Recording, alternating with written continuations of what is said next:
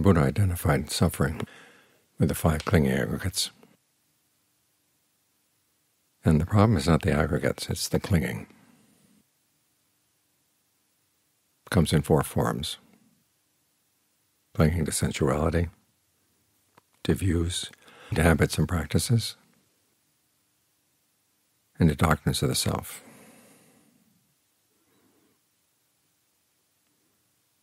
But regardless of the form, you can feel it physically. Now, the physical feeling is not the clinging itself, it's a byproduct, but it aggravates it. And you can also take it as a sign. When something moves in the mind and there's a tightening up in the body when you're holding on to something. And so when we meditate and breathe through patterns of tension in the body, we're doing symptom management. Because what often makes it seem so oppressive is the fact that it tightens up the body and we're carrying it around. So it helps to let go a little bit. Of course, it doesn't let it go in the mind, which is where the real clinging is and the real problem is. But it makes it more manageable.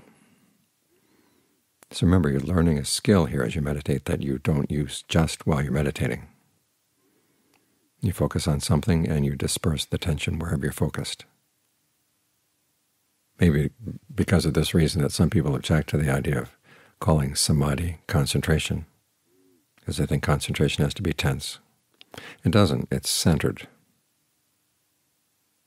But the trick is to focus on something and disperse it. Focus on, disperse it. So wherever you notice there's tension in the body, as you make your survey as you're settling down, get used to dispersing tension wherever you focus. And then you can use that skill any time of the day. But as I said, it's symptom management. The real therapy is when you understand it, when you come to comprehend it, the clinging inside them. And you come to comprehend it not only looking at it as a problem that you're suffering from, but also in using clinging on the path. You don't let go of everything all at once. Of the 4 kinds of clinging, 3 of them are actually useful on the path.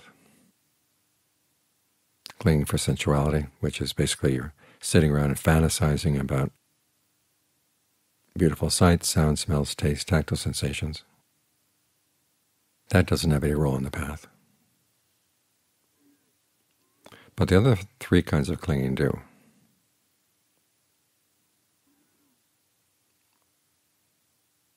And you notice that they're useful because they all fall under basic mental functions. Freud had different names for these types of clinging. Doctrine of the self, that's your ego.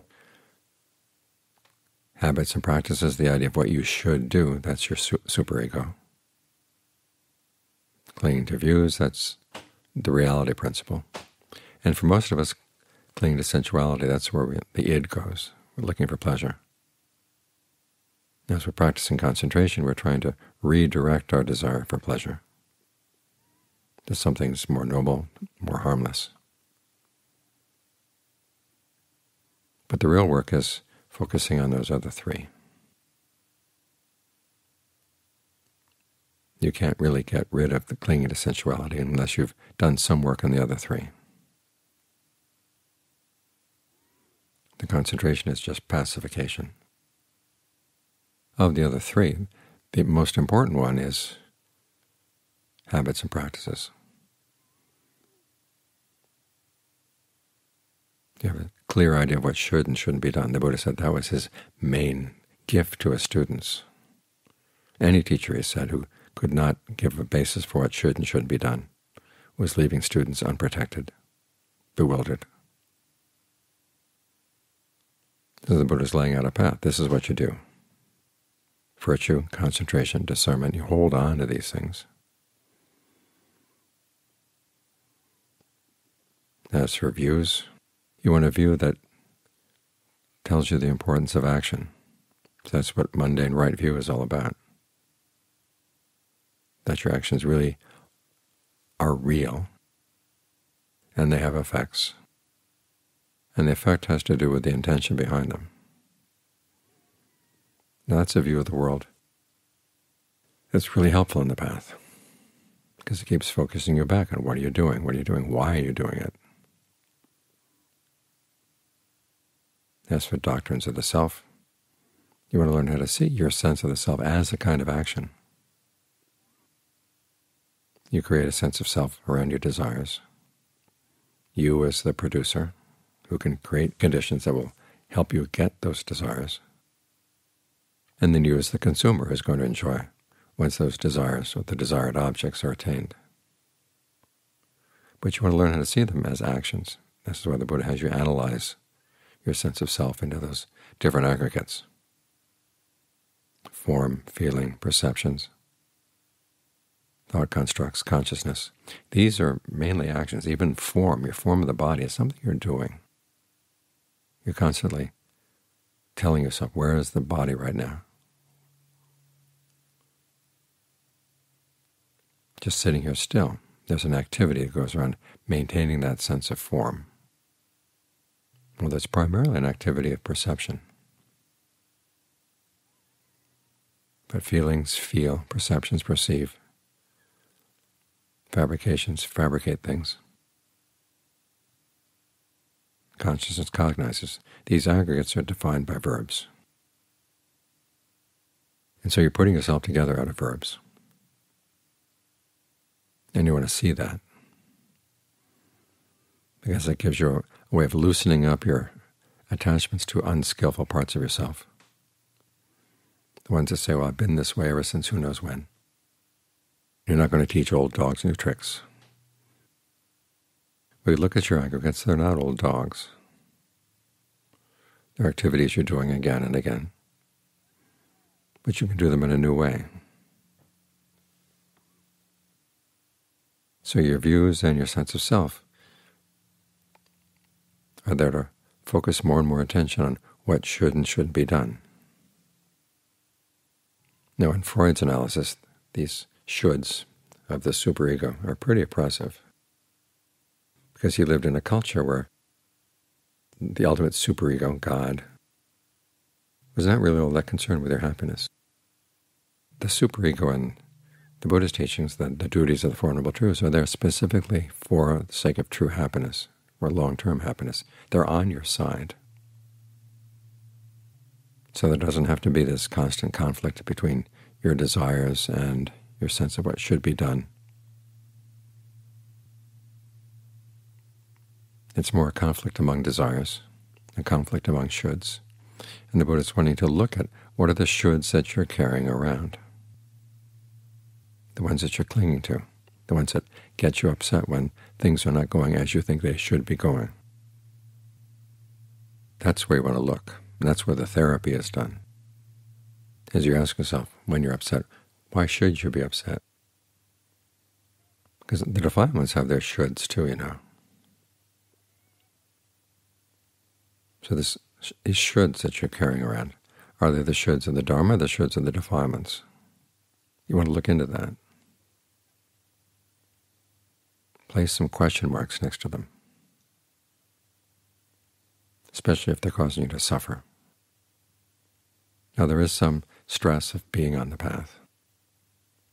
And you've got to learn how to distinguish what is the necessary stress of the path from all the unnecessary stress that you're adding to yourself.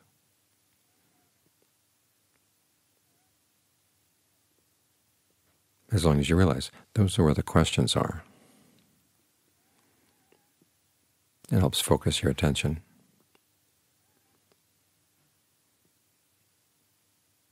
And you can come to useful answers.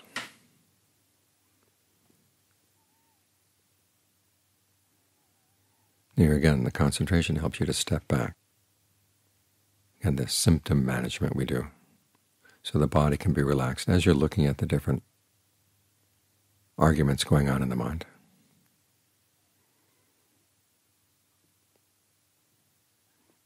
You can look at them with a measure of detachment's not the right word. It's more objectivity. And at the very least, the ability to step back.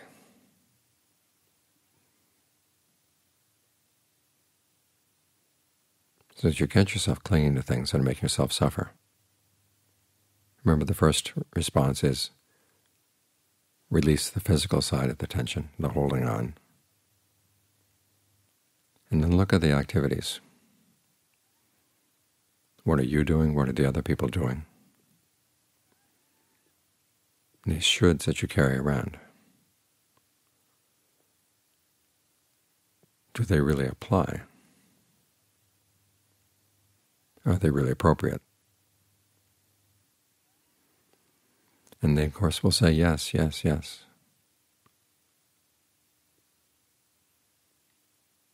But when you learn how to have a measure of skepticism toward them, you can begin to sort them out. And you find that you have a lot of excess baggage you can throw away, and you can do perfectly fine. Because a lot of us think that if we don't hold on to certain ideas or certain standards for what should and shouldn't be done, we won't be able to survive in this world. But the Buddha is showing that a lot of our shoulds are really unnecessary, excess baggage. And he's giving us standards for figuring out what's excess and what's necessary. The path is necessary. There will come a day when you can let that go too. But in the meantime, hold on.